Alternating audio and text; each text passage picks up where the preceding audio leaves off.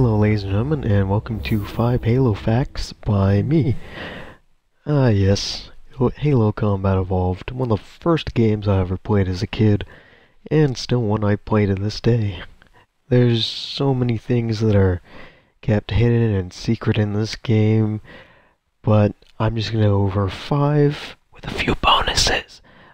Interesting facts / Easter eggs that I've found in this game. So that being said, we might as well start it off. Well, first up, I have a little thing. Have you ever noticed how Cortana says some very strange things? Things such as sawed off and toady about? Well, that's because originally during development, Bungie wanted Cortana to be British, so every actress that auditioned to voice her was told to do so in a British voice.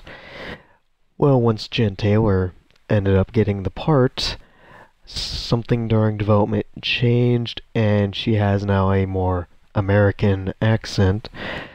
But a few script changes were never, changed, and a few little British terms still appear in the main game. And as a little bonus thing you might not have known, when Guilty Spark here says once the others follow suit, it is the only reference in this entire game that there is more than one Halo ring. Yeah, I know, and it's kind of weird but cool that Bungie was actually thinking a little bit ahead. Halo Combat Evolved is the only Halo game to include multiplayer power-ups in the single-player campaign. These power-ups are obviously active camo and the overshield, like you see here. Yes, the Arbiter does use active camo in Halo 2, but that's an ability, not something he actually picks up. A few interesting side notes about active camo and overshield. Overshield does not deplete over time, it can only be depleted by taking damage.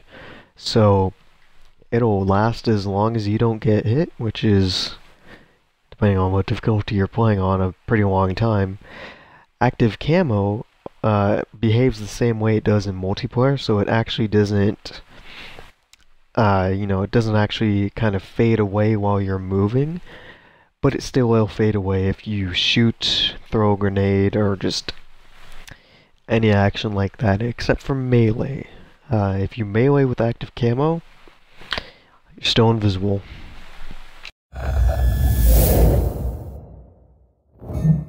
Alright, now this is one of my personal favorites, yet it is very, very hard to see. There are a hidden flood on the level 343 Guilty Spark.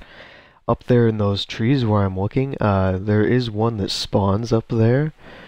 Once you get up here, I'm looking at it because first time I recorded, I completely missed it. It's still really hard to see since it juts out in a random direction.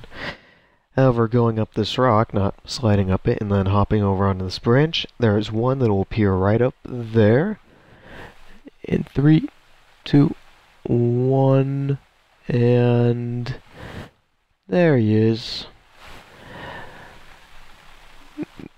An easy way to do this is to do the stay in the pelican glitch on this level, then have one player go down to this log and the other player up top, and you can see it much clearer. Oh, and another cool little bonus thing on this level, which pertains to the last bit. There's an active camo right here, up this hill. It's actually pretty well hidden for seeing as how all the other power-ups in this game are pretty easy to find. Now on to something a little bit more different. On the level of the mall, if you make it down to this area from the bridge jump, you can see Rex written on the wall in blood, as well as just a big blood splatter on the other side of the wall. Now, Rex is still faintly there in the classic graphics, but that big blood splatter is gone. Now, the reason for that is that in the original game, there was actually a swastika made out of blood on the other side of the wall, and it was removed for Anniversary just to avoid controversy. How it got in the original game, I have no idea.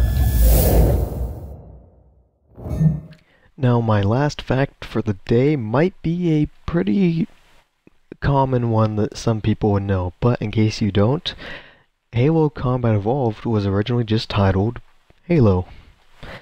That's why it appears to say Halo on the side of the original box of the game, and why the main menu of the original game just calls it Halo.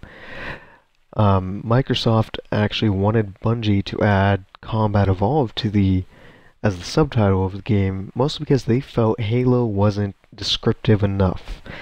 Now, Bungie wasn't a big fan of doing this, but it turned out pretty well. It's a catchy title, and even then, people still call it Halo quite often, or Halo 1.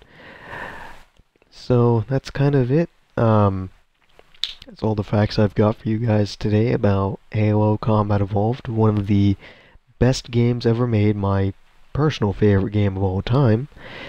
And don't worry, I'll be making one of these for Halo 2 one day. But anyways, thank you for watching and have a good day.